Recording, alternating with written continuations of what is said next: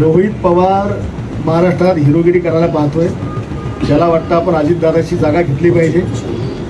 अजितदादांच्या जागा घेण्याकरताच तो अजितदादांना न्याय देण्याचा खोटा आव्हान उडालेला आहे.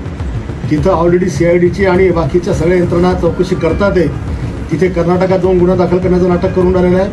अजितदादांच्या याची चौकशी 100% होणारचे. दादा आम्हाला सगळ्या महाराष्ट्राला प्रिय आहे. पण जेव्हा दादा जिवंत होते तेव्हा या रोहित पवारचं प्रेम कुठं गेलं होतं? दादाला प्रखरपणे विरोध करणारा, दादावर टीका करणारा, दादावर शिलक्या भाषेत बोलणारा हा रोहित पवार तेव्हा कुठं गेला होता जेव्हा दादा जिवंत होते. आता दादा गेल्यावर दादाची सिंपत्ती मिळवायची, दादाचे कार्यकर्ते आपल्या मागे याच्याकरता याची नाटकं सगळे चालू आहेत. आणि म्हणूनच याच विषयात त्यांनी जी उडी घेतली ही फक्त प्रसिद्धीकरता घेतली. काल जेव्हा त्याने कधी पुस्तक वाचलं असावं, जो पुस्तक तो वाचणार होतं की त्या महाराजांचा कसा अपमान आहे, कदाचित त्याच्यामुळे तो आला नसावा. मीरा भाईंदरमध्ये चाकू हल्ला झाला, धर्म विचारून चाकू हल्ला केला. तुझा धर्म कोणता आहे? योग्य वाटतं तुला धर्म?